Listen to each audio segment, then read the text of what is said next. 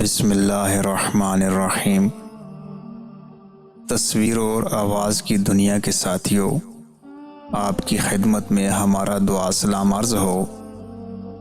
میں ہوں ملک ناصر امان اور آپ دیکھ رہے ہیں المرجان وائس۔ ناظرین گرامی، کتابوں میں ایک واقعہ لکھا ہے کہ بنی اسرائیل میں ایک شخص تھا جس کی بیوی نہایت حسین و جمیل تھی، جس پر وہ اسرائیلی بہت فریفتہ تھا۔ چنانچہ جب اس عورت کا انتقال ہو گیا تو اس اسرائیلی کو بڑا قلق و افسوس ہوا اور ایک مدت تک وہ اس عورت کی قبر پر بیٹھا روتا رہا۔ اتفاقاً حضرت عیسیٰ علیہ السلام کا ادھر سے گزر ہوا تو انہوں نے اس اسرائیلی کو پریشان حال دیکھ کر اس کا سبب معلوم کیا۔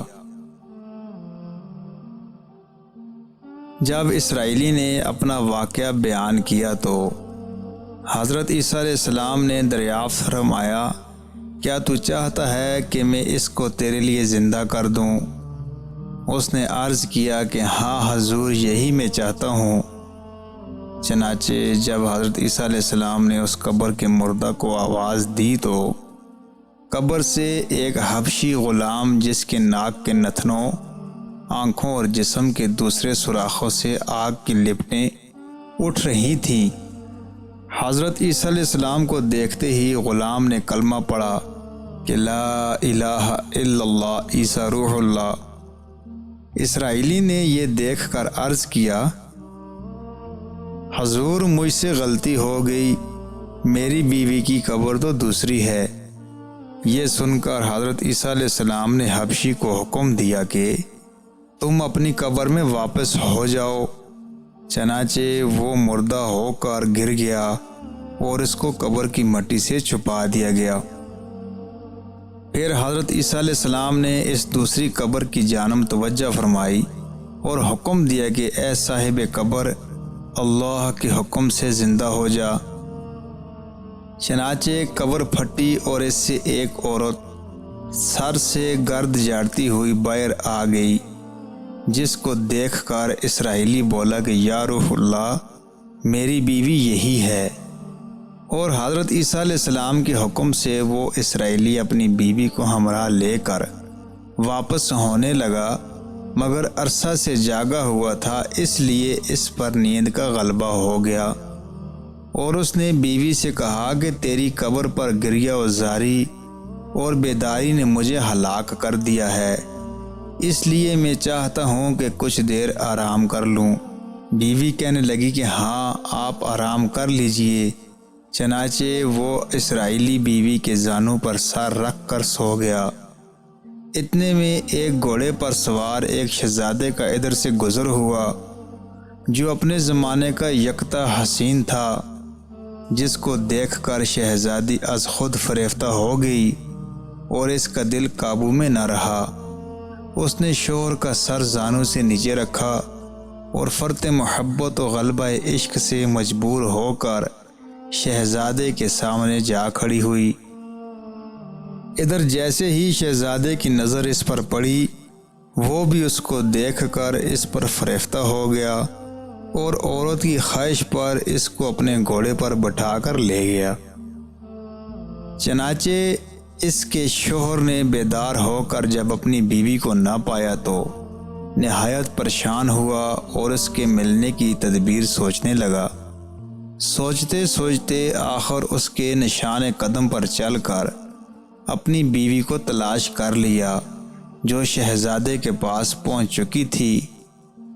اس کو دیکھ کر اسرائیلی نے شہزادے سے عرض کیا کہ یہ میری بیوی ہے، آپ اس کو چھوڑ دیجئے۔ ابھی شہزادہ کچھ کہنے ہی نہ پایا تھا کہ اس عورت نے کہا، میں تیری بیوی نہیں ہوں بلکہ شہزادے کی لونڈی ہوں۔ یہ سن کر شہزادہ اسرائیلی سے کہنے لگا، کیا مجھ سے میری لونڈی کو لینا چاہتا ہے؟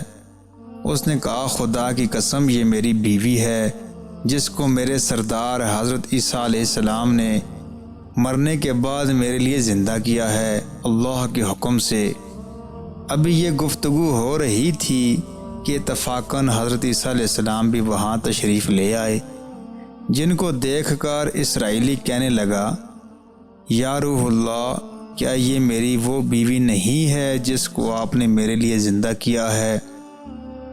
حضرت عیسیٰ علیہ السلام نے فرمایا، ہاں یہ وہی ہے۔ یہ سن کر عورت کہنے لگی کہ یا روح اللہ، یہ شخص جھوٹا ہے، میں تو اس شہزادے کی لونڈی ہوں۔ حضرت عیسیٰ علیہ السلام نے فرمایا، کیا تو وہ عورت نہیں جس کو میں نے اللہ تعالیٰ کے حکم سے زندہ کیا ہے؟ عورت نے کہا، یا روح اللہ، بخدا میں وہ نہیں ہوں۔